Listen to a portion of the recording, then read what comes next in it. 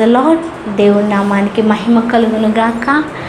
దేవా మీకు స్తోత్రాలు స్తోత్రాలు స్తోత్రాలు స్తోత్రాలు. సర్వశక్తిమంతుడా మీకు వందనాలు.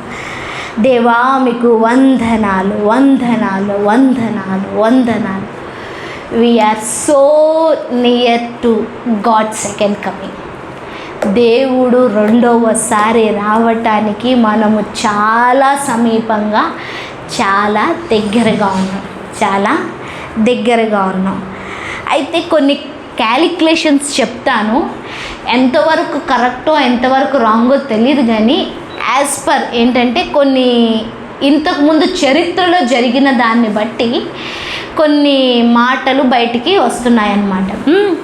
అయితే ప్రతి 100 సంవత్సరాలకి ఒక దశాబ్దం అంటారు. ప్రతి 100 సంవత్సరాలని ఒక దశాబ్దం అంటారు. అయితే ప్రతి 100 సంవత్సరాలకు కూడా దేవుడు ఒక అద్భుతాన్ని చేస్తాడు. అంటే ఏంటంటే నేనున్నాను అన్న ఒక గుర్తింపును. అయితే 1948లో 1948లో ఇజ్రాయేల్కి స్వాతంత్రం వచ్చింది. 47లో మనకు వచ్చింది, 48లో వాళ్ళకు వచ్చింది 1948లో. అంటే అది ఒక దేశముగా ఏర్పరచబడింది. రేపు 2048కి 100 సంవత్సరాలు పూర్తయిపోతున్నాయి. 100 సంవత్సరాలు పూర్తయిపోతున్నాయి. ఇది ఒక లెక్క. అయితే వాళ్ళు అఫీషియల్గా, అంటే మనము ప్రపంచమంతా అఫీషియల్గా డిక్లేర్ చేసింది 1948. కానీ వాళ్ళు రాజ్యంగా చేరబడ్డం, అంటే ఎక్కడో చెదిరిపోయిన వాళ్ళందరూ గుంపు గూడడం, చెదిరిపోయిన వాళ్ళందరూ కూడా అదేంటి ఒకే చోటకి రావటం, దేశంగా ఏర్పరచబడ్డం ఎప్పుడు జరిగింది అంటే 1928-38 ఆ టైంలో జరిగింది. 1938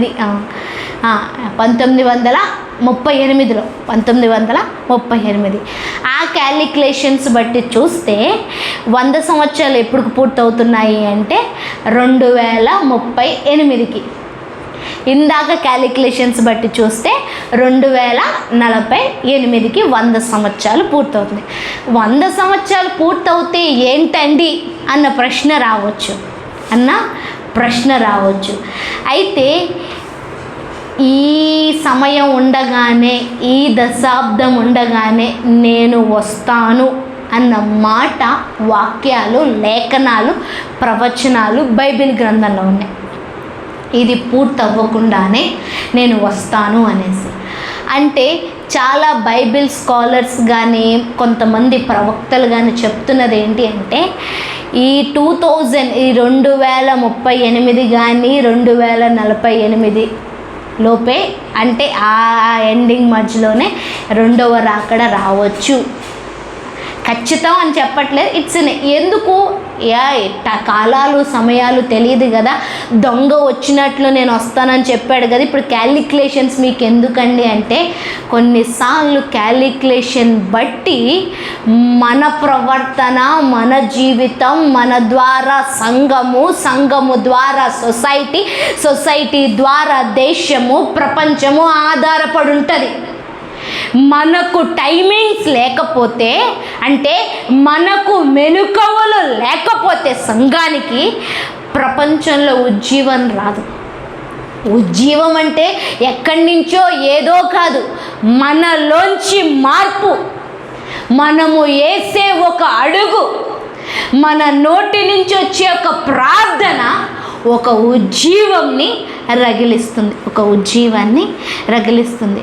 ఈరోజు సంఘానికి మేలుకొలుపు అంటే it's an alert call, alarm call. ఏంటి? ఆఫీస్కి ఒక టైమింగ్ ఉంటుంది.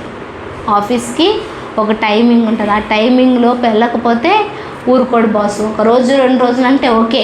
ప్రతిరోజు టైం దాటి వెళ్తే ఊరుకుంటాడా? కాలేజ్కి, స్కూల్కి ఒక టైం, అది పక్కన పెట్టిన ఎగ్జామినేషన్కి నీ ఇష్టం వచ్చినప్పుడు వెళ్తే రాయనిస్తాడా? వాళ్ళు అన్నదానికంటే అరగంట ముందు ఉండాలా, గంట ముందు హాల్, అది ఎక్కడికి వెళ్తాం? లొకేషన్కి వెళ్తాం. అదేంటి ఏదైతే మనకి లొకేషన్ ఇచ్చారో అక్కడికి వెళ్తాం. ఎప్పుడైతే మనకి ఆ టైమింగ్ మెలకు ఉంటుందో మనలో ఏంటి ఒక అలజడి, ఒక తొందరపాటు, సిద్ధపడాలి అన్న ఆలోచన ఉంటుంది. సిద్ధపడాలి అన్న ఆలోచన. అందుకే ఈ టైమింగ్స్ చెప్తున్నారు కూడా. అందుకే ఈ టైమింగ్స్ చెప్తున్నారు. ఎంత చూసుకుంటే మన చేతుల్లో ఒక 15 సంవత్సరాలు మాత్రమే ఉంది. ఇందాక చెప్పిన క్యాలిక్యులేషన్స్ బట్టి 2038 అయినా 2048 అయినా కానీ మన చేతుల్లో ఒక 15 సంవత్సరాల టైం మాత్రమే ఉంది. తర్వాత ఆ టైం ఏంటి అంటే 7 సంవత్సరాలు శ్రమకాలం. ఏంటి శ్రమకాలం. దాని ముందు ఎత్తబాటు ఉంటుంది, ర్యాప్చర్. అతి పరిశుద్ధులు మన పక్కనే కూర్చుంటారు, వెళ్ళిపోతారు, మనకు తెలీదు. అందుకే వాక్యం రాయబడి ఉంటుంది, 2 కలిసి తిరగలు విసురుతున్నారంట, అందులో ఒకళ్ళు మాయమైపోతారంట. 2 మంచం మీద పడుకున్నారంట, ఒకళ్ళు మాయమైపోతారంట. 2 పొలంలో పనిచేస్తున్నారంట, అందులో ఒకళ్ళు మాయమైపోతారంట. అంటే ఏంటి? నీ పక్కన ఉన్న వ్యక్తి సిద్ధపడి ఉంటే, దేవుడు అనుకున్న రీతిగా ఉంటే నువ్వు విడబడతావు. ఈరోజు అది చెప్పాలని దేవుడు ఆశపడుతున్నాడు, అది చెయ్యాలని దేవుడు ఆశపడుతున్నాడు. ఈరోజు సిద్ధపడమని మరొకసారి దేవుడు మనకి తెలియచేస్తున్నాడు. అయితే ఈ 15 సంవత్సరాలని చెప్పాను కదా, ఈ 15 సంవత్సరాల్లో కూడా 5 సంవత్సరాలు మాత్రమే ఇప్పుడు మనం నడిపించుకుంటున్న చర్చ్, మనం నడిపించుకుంటున్న మన రీతి. పర్వాలేదు, ఆల్రెడీ పర్సిక్యూషన్ స్టార్ట్ అయిపోయింది. శ్రమ దినాలు, సేవకుల్ని కొడుతున్నారు, చంపేస్తున్నారు, అక్కడ ఇక్కడ సంఘాన్ని తగలబెడుతున్నారు, అది ఇది పర్వాలేదు కొంచెం. కానీ ఇంకొక 5 సంవత్సరాలు దాటిన తర్వాత మన చేతిలో ఏది ఉండదు. అర్థమవుతుందా? మన చేతిలో ఏది ఉండదు. ఆ మిగతా 10 సంవత్సరాలు కూడా చాలా కష్టంగా ఉంటుంది, కానీ సంఘం ఎదుగుతుంది. అర్థమవుతుందా? నేను ఎందుకు చాలా కష్టంగా ఉంటుందని చెప్తున్నానంటే, ఆల్రెడీ మనం ప్రకటన గ్రంథం ధ్యానించుకున్నాం, కొంతమంది మాత్రమే వింటున్నారు. ఆ దినాల్లో చద్దామని అనిపిస్తుంది. మన ముందు గొప్ప గొప్ప వ్యక్తులు చనిపోతారు, అయినా కానీ ఏముండదు, మనకి చావు రాదు. చావాలనిపిస్తుంది, అయినా కానీ మనం చావలేము. అలాంటి శ్రమ దినాలు గుండా మనం ప్రయాణం చేయవలసి వస్తుంది. ఆ శ్రమ దినాన్న మనము నిలబడాలి అంటే దేవునితో సంబంధం, సహవాసం, రిలేషన్షిప్ మాత్రమే మనల్ని నిలబెడుతుంది. లేదు అంటే మనము నిలబడలేము. అందుకే చెప్తున్నాను, మన చేతుల్లో 5, 15, 10, 15, 20 సంవత్సరాల కంటే ఎక్కువ టైం లేదు. ఈ టైంలో అనుకోవచ్చు, సిద్ధపడొచ్చులే. నేను అంటున్నాను, నువ్వు అనుకున్న సిద్ధపాటు కాదు, దేవుడు అనుకునే సిద్ధపాటులోనికి రావాలా. నువ్వు అనుకునే రూపం కాదు, దేవుడు అనుకునే రూపంలోనికి రావాలా. నువ్వు అనుకున్న ఆత్మీయ జీవితం కాదు, దేవుడు అనుకునే ఆత్మీయ జీవితం. మనం అనుకునే ప్రార్థన కాదు. ఇప్పుడు ప్రార్థన చేసేస్తున్నాను కదా, గాడ్ ఈజ్ యాక్సెప్టింగ్, దేవుడు అంగీకరిస్తున్నాడు అని అనుకుంటున్నాం. లేదు, దేవుడు అంగీకరించే ప్రార్థన వేరే. అందుకే అంటున్నాను, ఈ 15 సంవత్సరాలని ఆత్మీయ జీవితాన్ని జాగ్రత్తగా కాపాడుకో, సరిదిద్దుకో, సరిచేసుకో, నిలబెట్టుకో, చెక్కుకో. ఏం చేయాలా? చెక్కుకో. అలా చెక్కుకున్నట్లయితే రేపొద్దుట ఆయన ఉజ్జీవంలో నిన్ను వాడుకుంటాడు. ఆ శ్రమ దినాల్లో నిన్ను కాపాడుతాడు, నిలబెడతాడు. నిలబడ్డానికి నీకు శక్తి కలుగుతుంది. రేపొద్దుట అంత్యక్రీస్తు వచ్చినప్పుడు సంఘాన్ని మనం కాపాడగలుగుతాం, కొంతమందిని మనం కాపాడగలుగుతాం, సిద్ధపాటు చేయగలుగుతాం. లేదు అనుకుంటే చెప్తున్నాను, మన జీవితానికే విలువ ఉండదు. ఇంకా ఎవరికి మనం షూరిటీని ఇవ్వలేం. మోసపోయే దినాల్లో ఉన్నాం. అంటే ఏంటి? నేను బాగానే ఉన్నాను, నేను ఆత్మీయంగానే ఉన్నాను, నేను పరిశుద్ధంగానే ఉన్నాను, నా సంఘం బాగానే నడుస్తుంది, నేను బాగానే ప్రార్థన చేస్తున్నాను అన్న ఆలోచనలో ఉంటాం. బట్ గాడ్స్ లైఫ్ కాదు, దేవుడు అనుకున్న జీవితం కాదు. అందుకని ఎక్కడున్నామా అని మనం చెక్ చేసుకోవాలి. ఇందాక చదువుకున్న కీర్తన భాగంలో భక్తిహీనులే కనిపించారంట. ఇంకా 34వ వచనం 37వ కీర్తన 34వ వచనంలో ఉంటుంది, భక్తిహీనులు నిర్మూలము కాగా నీవు చూచెదవు. ఎవరు నిర్మూలమవుతుంటే? భక్తిహీనులు నిర్మూలమవుతుంటే. అంటే ఏంటి? అసలు భూమి మీదే భక్తిహీనత లేకుండా, భూమి మీదనే భక్తిహీనులు లేకుండా దేవుడు ఏం చేయబోతున్నాడు? నిర్మూలన చేయబోతున్నాడు. ఒకటి, అసలు మనలో భక్తిహీనత లేకుండా దేవుడు చేయబోతున్నాడు, అది చాలా గ్రేట్. రెండోది, ఇక మారని వ్యక్తి ఉంటే టైం చూసి ఇచ్చి ట్యాబ్లెట్స్కి ఎలాగైతే ఎక్స్పైరీ డేట్ అయిపోతుందో అలాగా వారి జీవితానికి కూడా ఎక్స్పైరీ డేట్ అయిపోతే ఇంకా వాళ్ళని దేవుడు నిర్మూలన చేసేస్తాడు. ఏం చేస్తాడు? నిర్మూలన చేసేస్తాడు. మొదటి గుంపులో ఉంటావా, రెండో గుంపులో ఉంటావా, అది నీకు ఇష్టం. నీలో భక్తిహీనతను నిర్మూలన చేసుకుంటే నువ్వు దేవుడికి నచ్చిన నీతిమంతుడిగా, నీతిమంతురాలిగా ఉంటావు. తద్వారా నీ జీవితం ముందుకెళ్తుంది.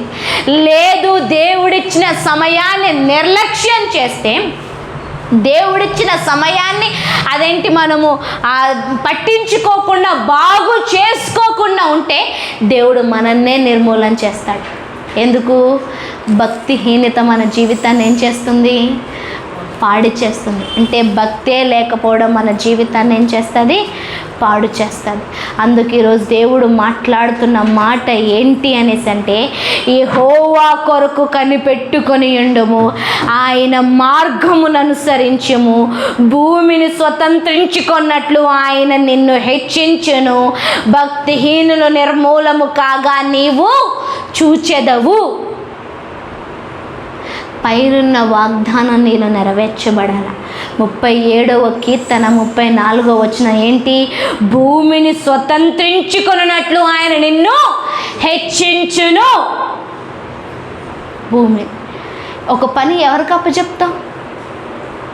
ఒక పని నమ్మకంగా చేసేవాళ్ళకి, ఆ పని చెయ్యగలరు అని అనుకునే వాళ్ళకి ఏం చేస్తాం? ఆ పని అప్పచెప్తాం. ఈరోజు దేవుడు భూమిని నీకు అప్పచెప్పాలని ఆశపడుతున్నాడు. భూమి అంటే ఏంటి? మనుషులు. ఎవరు? మనుషులు. నీ కుటుంబాన్ని, కొన్ని కుటుంబాల్ని, సంఘాన్ని, సంఘ బాధ్యతను, కొన్ని జీవితాలను నీకు అప్పచెప్పి నీ ద్వారా వారిని నడిపించాలని ఆశపడుతున్నాడు. అలా చెయ్యగలిగితేనే కింద ఏమవుతుంది? భక్తిహీనుల నిర్మూలమవుతారు, నువ్వు ఉంటావు. అసలు నీలో భక్తిహీనతే నిర్మూలం అవ్వకుండా నువ్వు ఎలా భూమిని స్వతంత్రించుకుంటావు? మళ్ళీ చెప్తున్నాను, నువ్వు ఎప్పుడూ నలుగురికి ఆశీర్వాదకరంగా ఉండాలి. నలుగురికి ఆశీర్వాదకరంగా ఉండాలి అంటే నలుగురి కోసం ప్రార్థించేలాగా ఉండాలా? నలుగురి కోసం ప్రార్థన చెయ్యాలి అంటే you need to have the heart of God. దేవుడి హృదయం కలిగి ఉంటేనే నలుగురి కోసం ప్రార్థన చెయ్యగలం. దేవుడు హృదయం వచ్చేయాలి అంటే అదేదో గ్లాస్ తీసి ఏడబెట్టి, ఈడ కప్పు తీసి ఏడబెట్టి, ఆడ గిన్నె తీసి ఏడబెట్టినట్టు కాదు. దేవునితో సంబంధం, దేవునితో సహవాసం, దేవునితో మాటలు, దేవునితో జీవిస్తుంటే ఆయన హృదయం నీలోకి వస్తుంది. నీ హృదయం ఆయన హృదయం అయిపోతుంది. ఏమవుతుంది? నీ హృదయం ఆయన హృదయం. అప్పుడు నీలో భక్తిహీనత కనిపించదు. భక్తిహీనత అంటే ఏంటో తెలుసా? దేవుడికి నచ్చందే భక్తిహీనత. దేవుడికి ఏం నచ్చదు చెప్పండి? ఇష్టం లేదు, ఇది అని చెప్పడానికి లేదు. ఇది అని చెప్పడం పర్టికులర్గా ఇది అది కొన్ని బేసిక్స్ ఉంటాయి. వ్యభిచారం చెయ్యొద్దు, నరహత్య చెయ్యొద్దు, వాడిని వీడిని దూషించొద్దు, అసూయగా ఉండొద్దు, కలహాలు మాట్లాడొద్దు, లేకపోతే లోపల ఒకటి బయట ఒకటి ఉండొద్దు అన్న బేసిక్ టాపిక్స్ ఉంటాయి. అవన్నీ అందరికీ కానీ కొన్ని సెన్సిటివ్ మాటలు ఉంటాయి. సెన్సిటివ్ అదే మాట నన్ను చెయ్యొద్దు అంటాడు, నిన్ను చేయమంటాడు దేవుడు. అది పిలుపు. అర్థమవుతుందా? నిన్ను అంటాడు నలుగురు దగ్గరికి వెళ్ళి సాక్ష్యం చెప్పమ్మా, మాట్లాడమ్మా, నలుగురు దగ్గరికి వెళ్ళి నువ్వు క్రీస్తుని బోధించమ్మా అనేసి అంటాడు. నన్ను అంటాడు ఇప్పుడు నువ్వు బయటికి వెళ్ళి నలుగురితో తిరిగే సమయం కాదు, లోపల కూర్చొని నాతోటే మాట్లాడు అంటాడు. అర్థమవుతుందా? సేమ్ ఒకటే టాపిక్, కానీ ఏంటి కొన్నిసార్లు నీకు అది వర్తిస్తుంది, నాకు వర్తించదు. మరి ఎలా తెలుసుకోవాలండి? అదే దేవుడితో సమయాన్ని గడపడం. ఆ పరిశుద్ధాత్ముడు మనల్ని నడిపిస్తూ ఉంటాడు. ఇందాక అందుకే మళ్ళీ చెప్తున్నాను, పరిశుద్ధాత్మ లేకుండా మనం ఏమి చేసినా వ్యర్థం. పరిశుద్ధాత్మ లేకుండా మనం ఏమి మాట్లాడినా వ్యర్థం. పరిశుద్ధాత్మ చెప్పకుండా మనము ఏం చేసినా కానీ అది శూన్యం, సున్నా. అందుకు ప్రతి విషయంలో ఏమడగాల? పరిశుద్ధాత్ముడా ఏం చేయమంటావు? పరిశుద్ధాత్ముడా ఎలా ఉండమంటావు? పరిశుద్ధాత్ముడా ఈ మాట చెప్పాలా వద్దా? నిజంగా అంటే నువ్వు 10 సార్లు అడిగితే ఒక్కసారి కూడా జవాబు చెప్పడు. యాక్చువల్గా ఏంటి తెలుసా? ఆయన 24 గంటలు మాట్లాడే దేవుడు పరిశుద్ధాత్ముడు. అంటే ఏంటి? నువ్వు 100 ప్రశ్నలు అడిగితే 100 ప్రశ్నలకు కూడా 100 జవాబులు ఇచ్చే దేవుడు. అట్లాంటిది నువ్వు 10 సార్లు అడిగితే ఒక్కసారైనా చెప్పడా అంటే ఎంత రేషియో మారింది చూడండి. మనం అడగట్లేదు.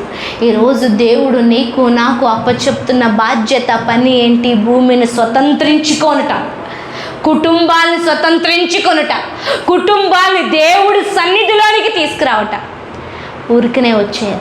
వి నీడ్ టు ప్రే ఫర్.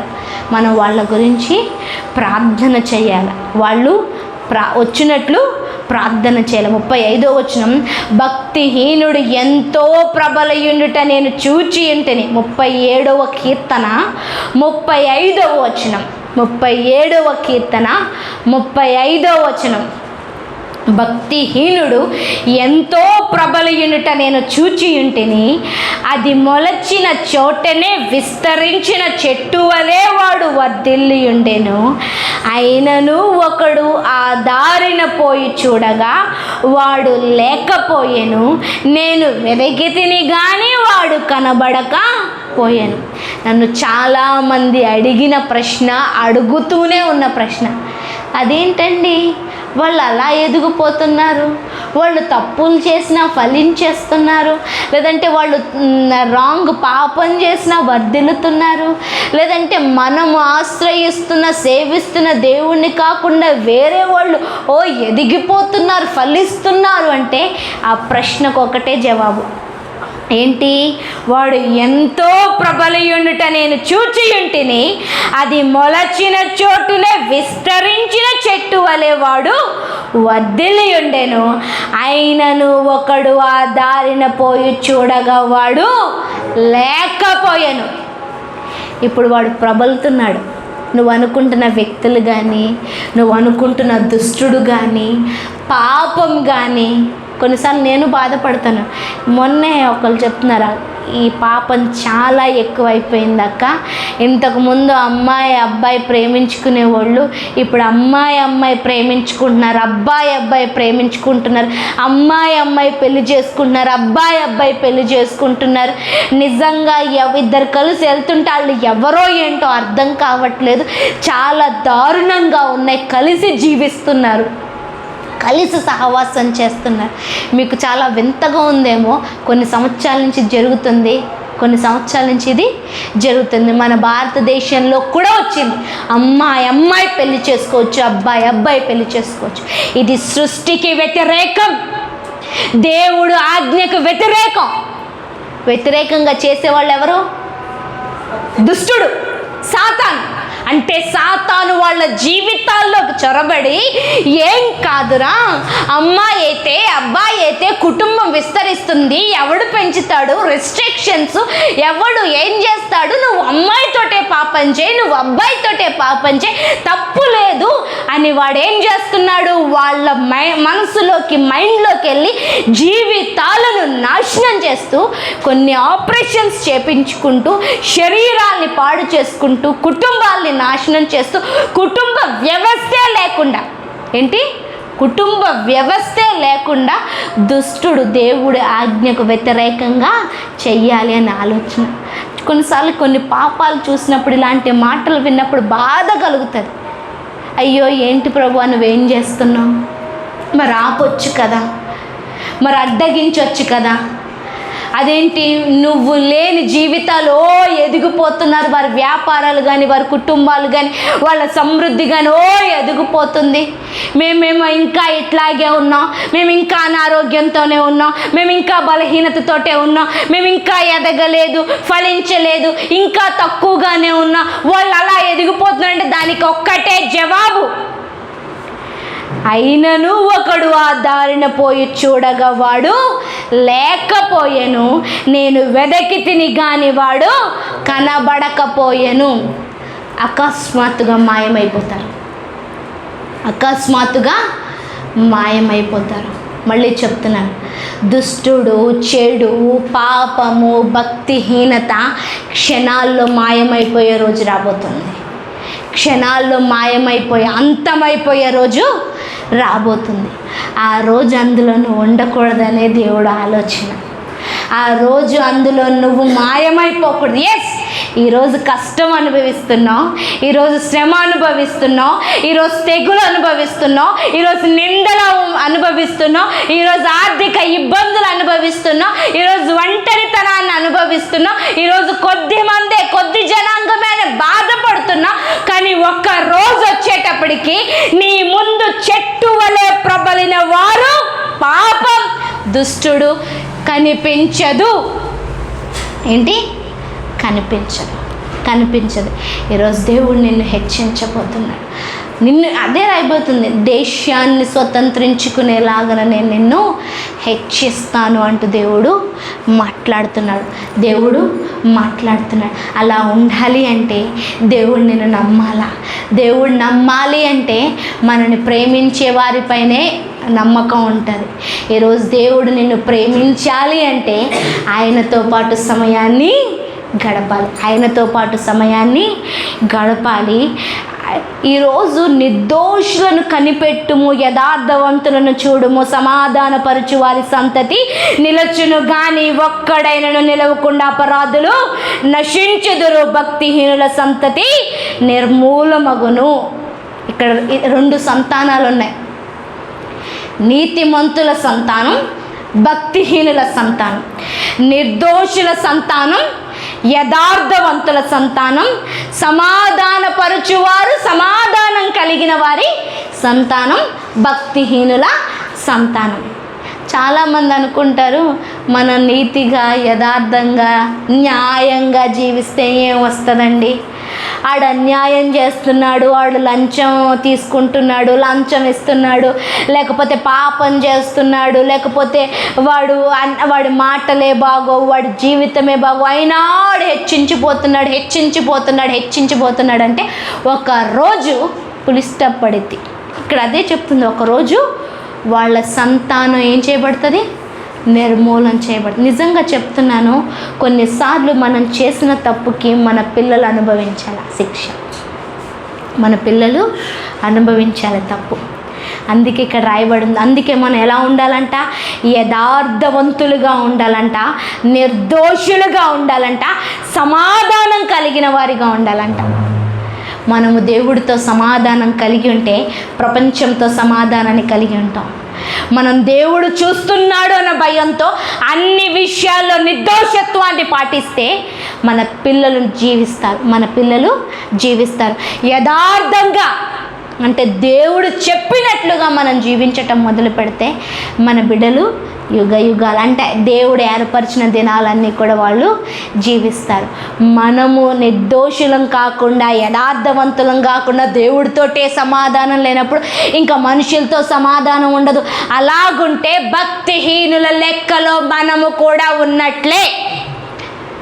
మనము నిర్మూలం చేయబడతాం, మన పిల్లలు నిర్మూలన చేయబడతాయి.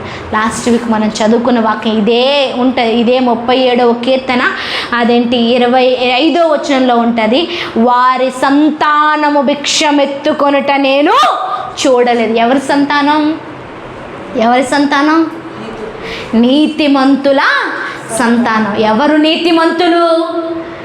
దేవుని మీద ఆనుకున్న వాళ్ళు, దేవుణ్ణే నమ్మిన వారు, ఆశ్రయించిన వారు, ఇలా నిర్దోషంగా యథార్థంగా జీవించే వాళ్ళు మాత్రమే నీతిమంతులు.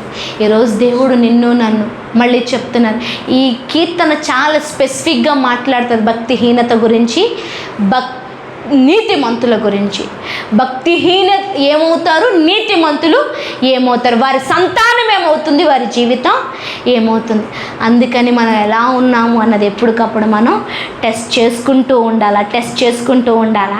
38వ వచనం, ఒక్కడైనను నిలవకుండా అపరాధులు నశించుదురు, భక్తిహీనుల సంతతి నిర్మూలమగును, యెహోవాయే నీతిమంతులకు రక్షణాధారము, బాధ కలుగునప్పుడు ఆయనే వారికి ఆశ్రయదుర్గము. నువ్వు దేవుని మీద ఆధారపడుతూ, ఆనుకుంటూ, దేవుడితో సమయాన్ని గడుపుతూ, దేవునితో ప్రేమను పంచుకుంటూ, దేవుడు నిన్ను నమ్మేలాగున నువ్వు జీవించటం మొదలు పెడితే ఆయనే నీకు ఆశ్రయదుర్గం. ఇప్పుడు మాత్రమే కాదు, ఈ అప్పులు, ఈ బిడ్డలు, ఈ కుటుంబాలు, ఈ జాబు, ఈ ఉద్యోగం, అది ఈ విషయమే కాదు, రేపొద్దున్న శ్రమలు అదొక చెర. ఎక్స్ప్లెయిన్ చేయడానికి కూడా వీలు లేనంత శ్రమలు రాబోతున్నాయి. నేను చెప్పాను కదా, 15 సంవత్సరాల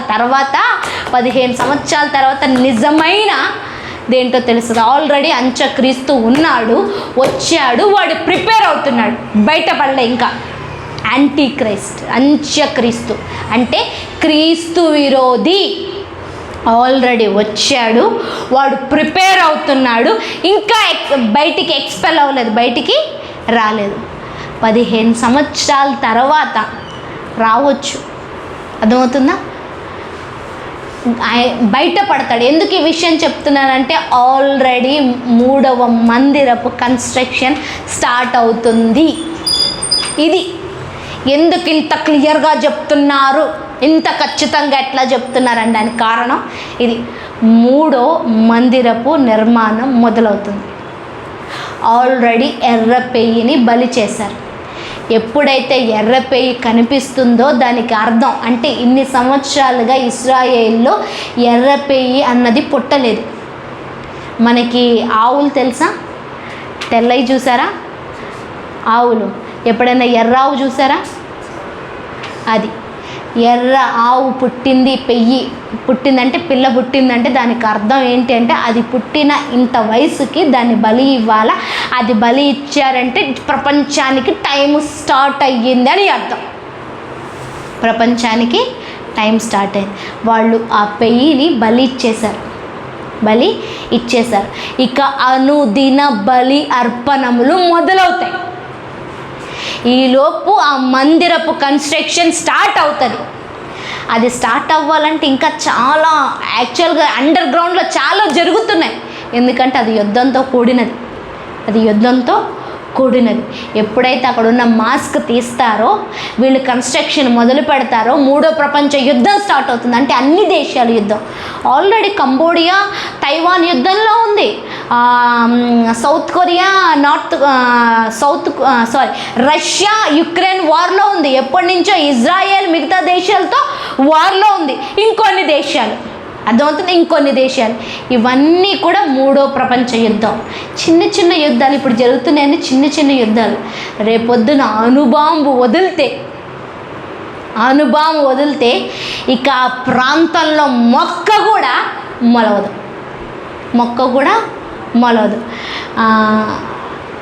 రష్యాలో అదేంటి ఏదో దేశం అణుబాంబు వేసింది, 100 సంవత్సరాలు అయిపోయిందంటే ఇప్పటికీ.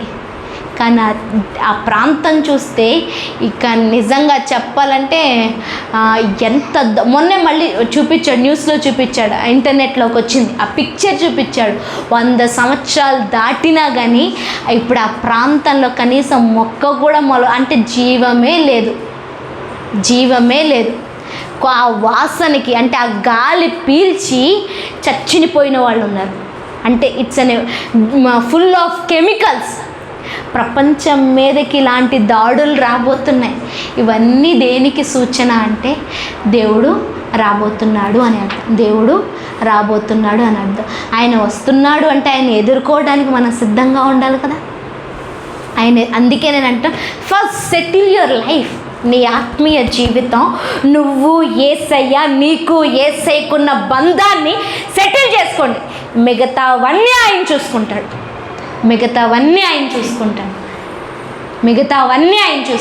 నీ జీవితం, నీ ఉద్యోగం, నీ కుటుంబం, నీ భర్త, నీ పిల్లలు, నీ చుట్టూ ఉన్న వాళ్ళన్నీ కూడా ఆయన చూసుకుంటాడు. అర్థమవుతుందా? ఇప్పుడు నువ్వు దేవుడు అన్న సంబంధాన్ని బాగు చేసుకోవాలి. నువ్వు దేవుడు అన్న రిలేషన్షిప్ని బాగు చేసుకోవాలి. నీకు దేవుడికి ఉన్న సంబంధం ఏంటి? నీకు యేసయ్యకున్న సంబంధం, మళ్ళీ చెప్తున్నా, దేవుడు అన్న ఒక్క రిలేషన్షిప్ ఉంటే యు ఆర్ నాట్ క్వాలిఫైడ్. ఆయన మనకి అన్ని మార్గాల్లో ఉన్నాడు. తండ్రిగా, యజమానుడిగా, భర్తగా, ప్రియుడిగా, స్నేహితుడిగా, ఆదరణకర్తగా, సమాధానకర్తగా, అన్ని పేర్లు ఆయనకున్నాయి. సృష్టికర్తగా అన్నిట్లో నీకు రిలేషన్షిప్ కలిగి ఉండాలి. అప్పుడే నువ్వు ఆయన్ని చేరుకోగలవు. మనము ఎఫెసీయులకు రాసిన పత్రికను మనం ధ్యానం చేసుకున్నాం. ఒక్క నిమిషం లేచి నిలబడదామా?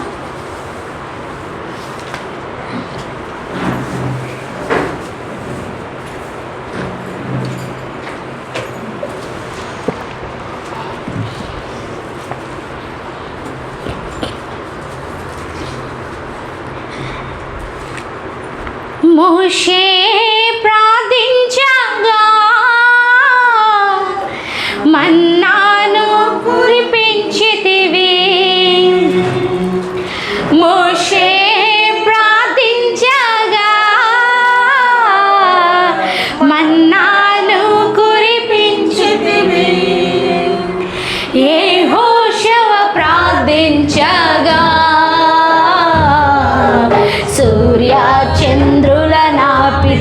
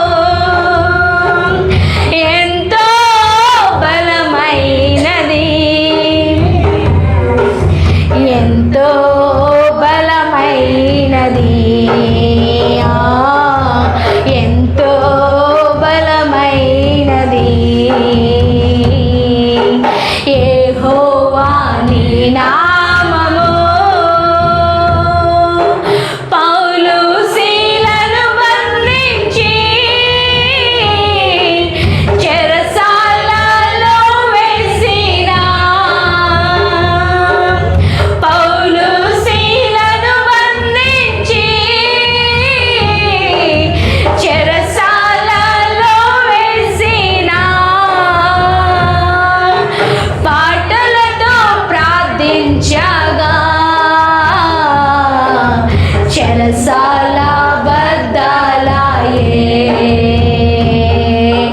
పాటలతో ప్రార్థించగా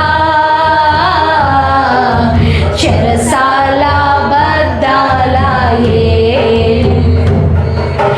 యెహోవా నీ నామము ఎంతో బలమైనది, ఎంతో బలమైనది, ఎంతో బలమైనది. యెహోవా నీ నామము. దేవుడు నీ చెరసాలను బద్దలు చేయబోతున్నాడు. అది ఎలాంటి చెరసాల అయినప్పటికీ కూడా దేవుడు ఇక నీ చెరసాలను బద్దలు చేయబోతున్నాడు. ఇక నువ్వు పాటలు పాడడమే ఆలస్యం. నువ్వు కీర్తనలు గానము చేస్తుంటే దేవుడు ఆ సంఖ్యలను విరగొడుతున్నాడు. దేవుడు ఆ సంఖ్యలను విరగొడుతున్నాడు. ఆ పైన ఒకటి రాయబడింది, ఏంటి అంటే అగ్నిలో పడవేసిన భయమేమీ లేకుండేది. అదేంటి? అగ్నిలో ఉంటే పడేస్తుంటే భయమేమీ లేకుండా ఎలా ఉన్నారు? ఒకటి, ఆయన రక్షించగలడు అన్న నమ్మకం.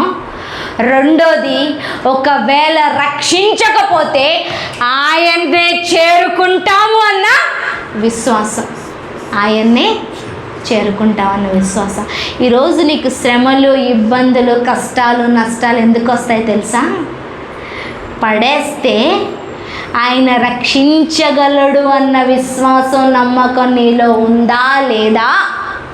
లేదంటే ఆ విశ్వాసం రావటాని కోసమైనా కొన్నిసార్లు దేవుడు ఏమిస్తాడు?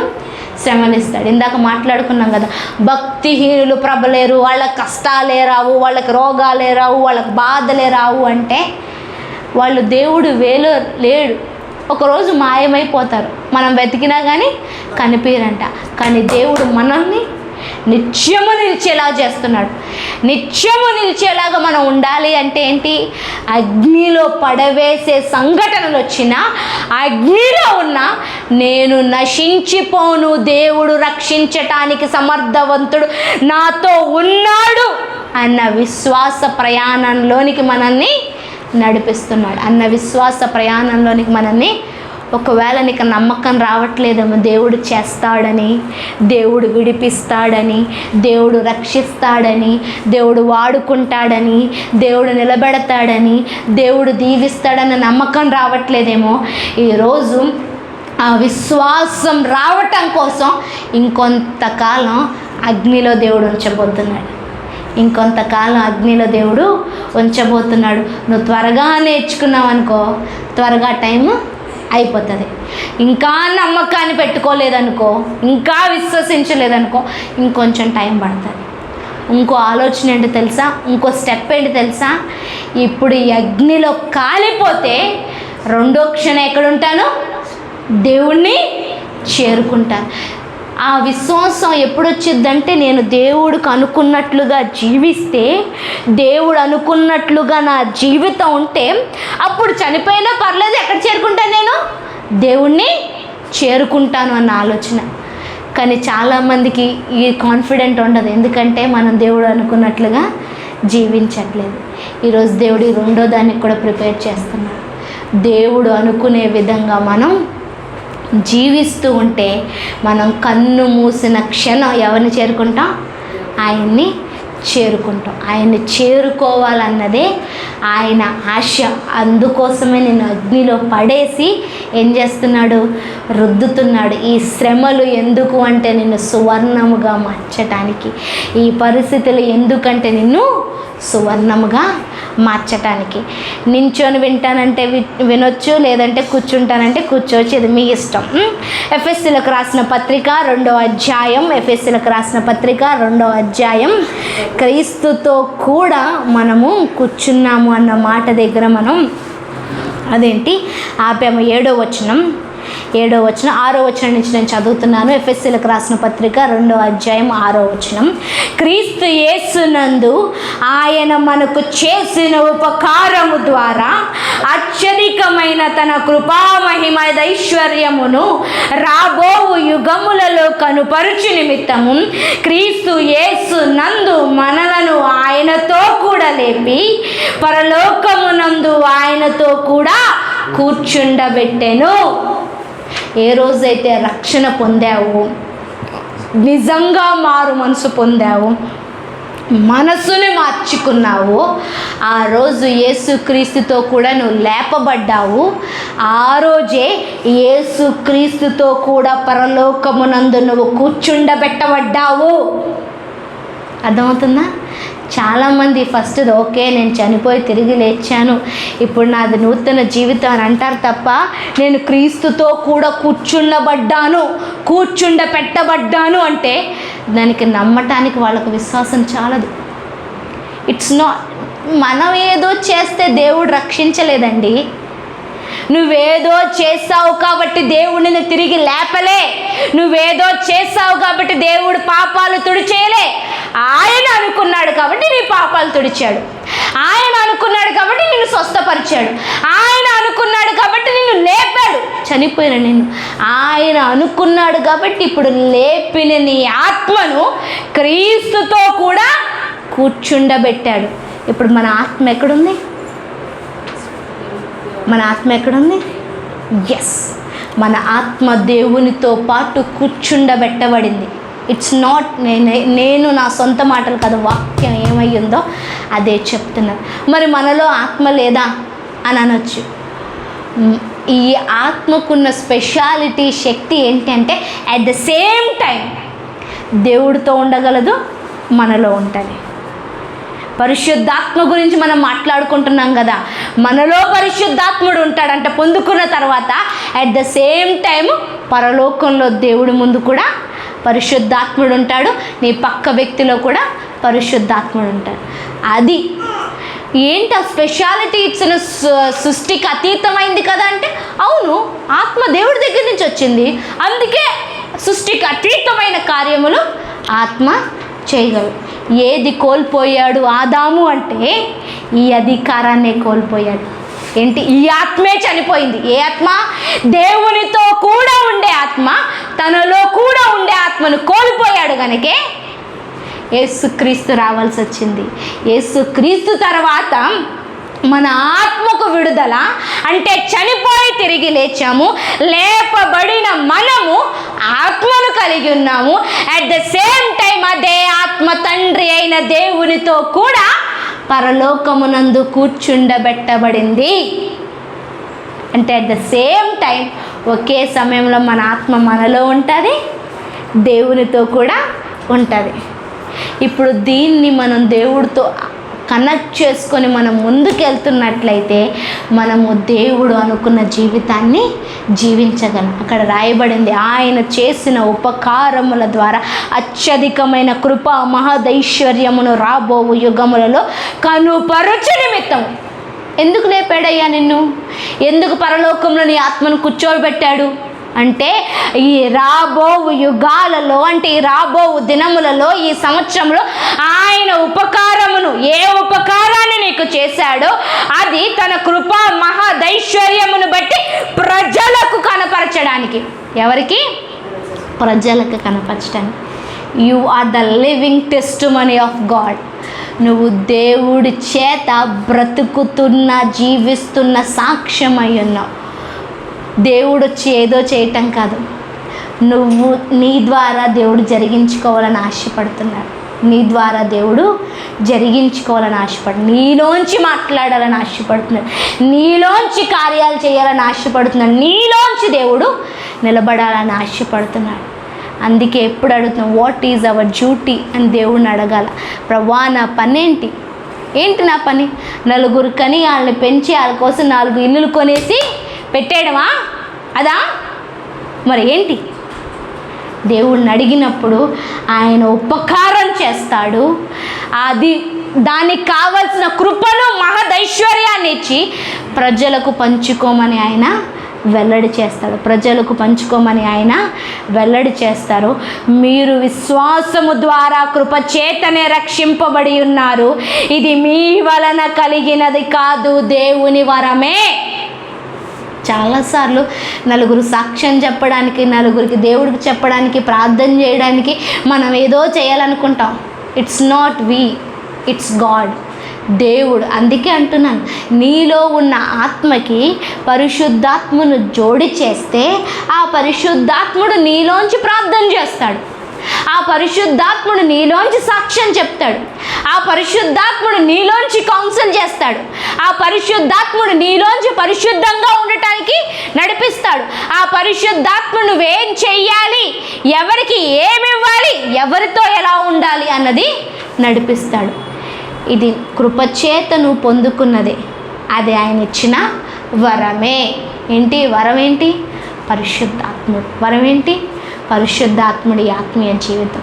ఈ ఆత్మీయ జీవితం అది క్రియల వలిగినది కాదు గనుక ఎవడు అతిశయ వీలు లేదు, ఎవరు కూడా అతిశయ వీలు లేదు.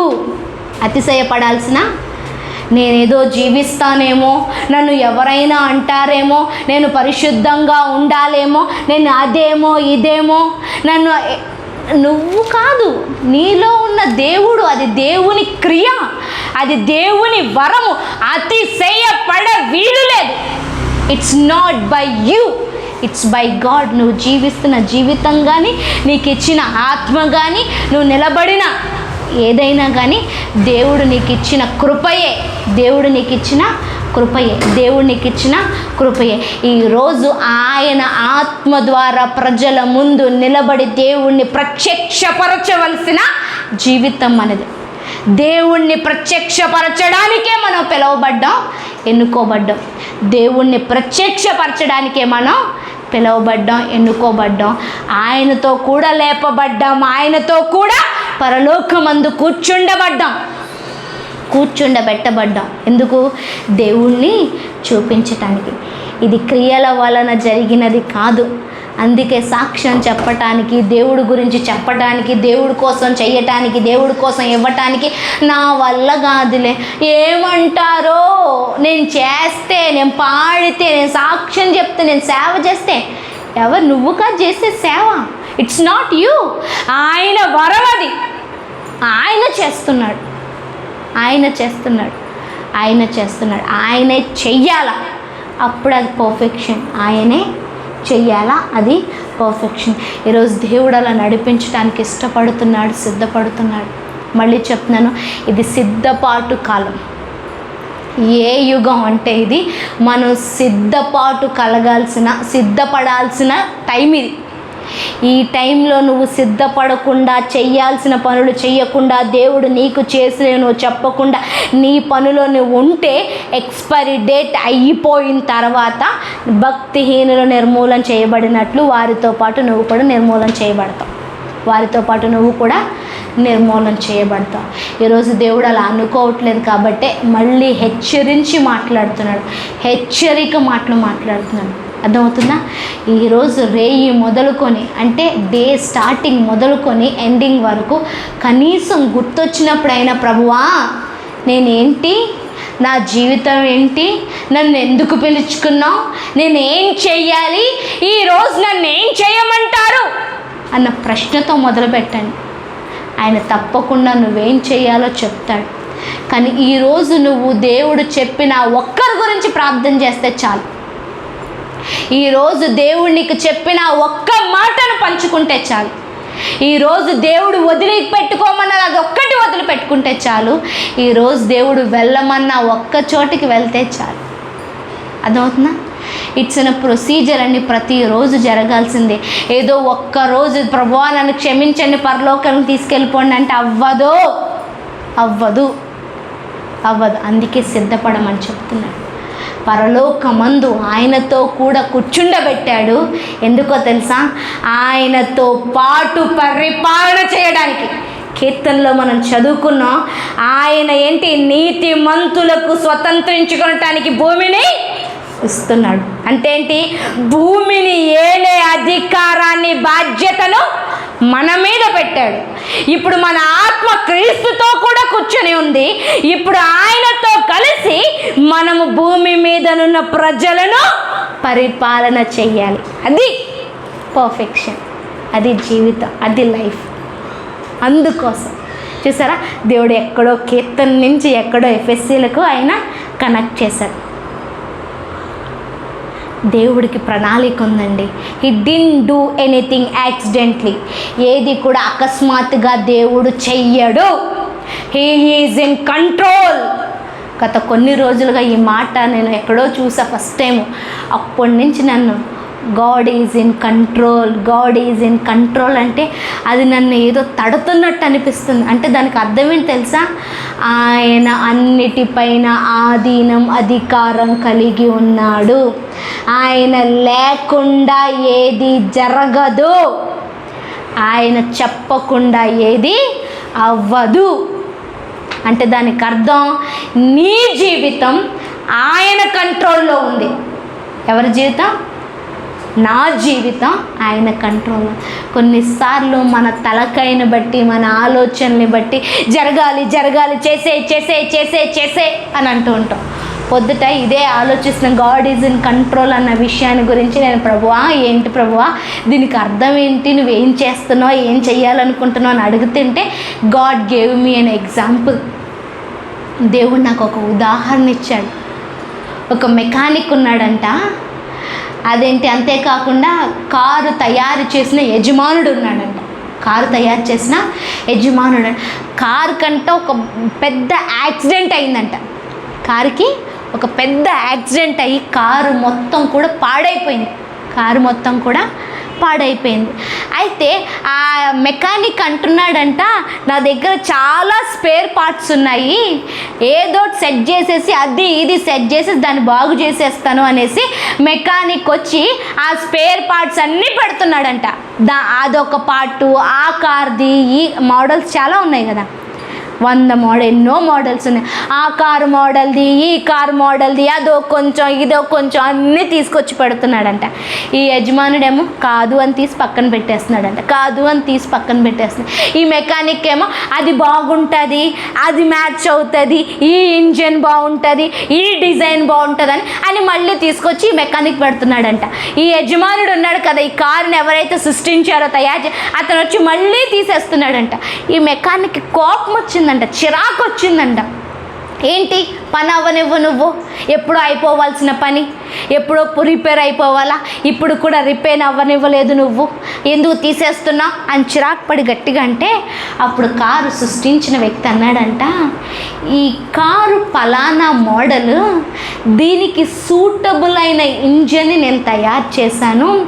ఆ ఇంజన్ పెడితేనే ఇది ఏ వేగంతో వెళ్ళాలో, ఎక్కడ కంట్రోల్ అవ్వాలో, బ్రేక్ వేసినప్పుడు అది ఎంతవరకు ఏ లెవెల్లో స్టాప్ అవ్వాలో, ఆన్ అవ్వాలో, ముందుకెళ్ళాలో, ఆగిపోవాలో, దీని ఫ్యూచర్స్ ఏంటో అన్నీ సెట్ చేసి అన్నిటికీ కనెక్షన్ ఇచ్చి నేను డిజైన్ చేశాను. నువ్వు ఏవేవో కలిపి పెట్టేస్తే ఈ కారు నడవవలసిన రీతిలో నడవదు, వెళ్ళాల్సిన వేగంలో డైరెక్షన్లో వెళ్ళదు, నడుస్తుంది తప్ప దీన్ని డిజైన్ చేసిన విధానం మాత్రం పూర్తవ్వదు అనేసి చెప్పాడంట.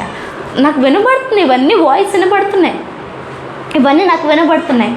అవునా, అయితే మరి ఏంటి ప్రభువా అనేసి అన్నాను.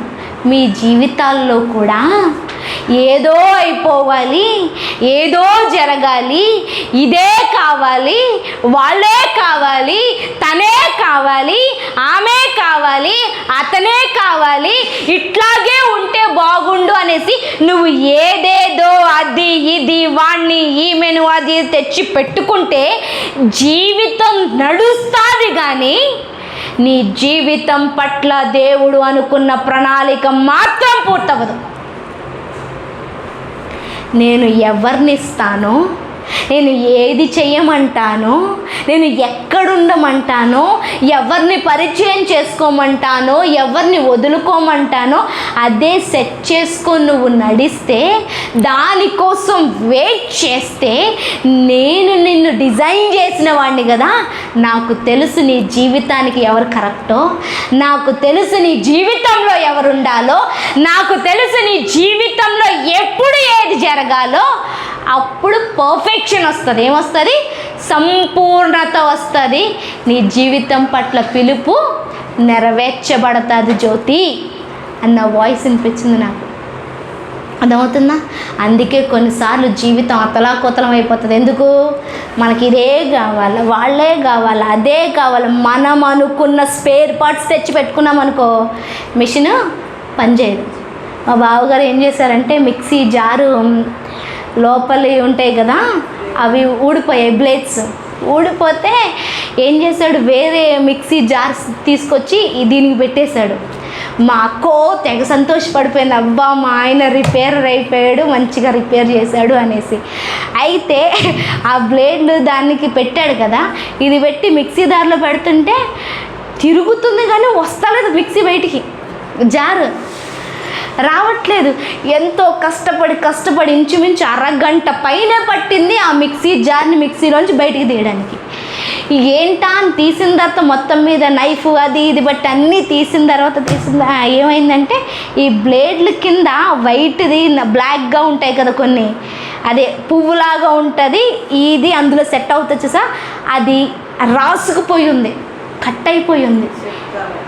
ఎందుకు కట్ అయిపోయిందా అంటే, దాని సైజు వేరే, దీని సైజు వేరే.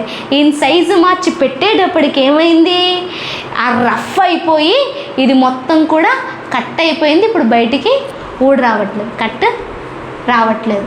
అట్లాగే మన జీవితానికి సెట్ కాని వాళ్ళని, మన జీవితానికి సెట్ అవ్వని వస్తువులను, పరిస్థితులను మనం పెట్టుకుంటే మనమే కట్ అయిపోతాం, మనమే రఫ్ అయిపోతాం. అందుకు అవర్ క్రియేటర్, మనల్ని సృష్టించిన వాడు, అవర్ డిజైనర్, మనని తయారు చేసిన వాడు, he knows everything about us, మన జీవితాన్ని బట్టి సమస్తం ఎరిగినవాడు. ఆయన చేస్తేనే, ఆయన పెడితేనే, ఆయన తీసుకొస్తేనే అది కరెక్ట్, అది పర్ఫెక్షన్. మనం పెట్టుకుంటే, మనం రమ్మంటే, మనం తెచ్చుకుంటే అది సరికాదు, అది మన జీవితంలో ముందుకు మనం కొనసాగలేం. అందుకు మన జీవితంలో ప్రతిదీ కూడా ఆయన ద్వారా జరగాలి. ఆయన ద్వారా జరగాలి అంటే మధ్యవర్తి పరిశుద్ధాత్ముడు ఎక్కడో లేడు, మనలోనే ఉన్నాడు. మనం చేయాల్సింది ఏంటంటే కేవలం అడగటం. ప్రార్థన చేసుకుందాం. అయ్యా నీకు వందనాలు. రాజ్య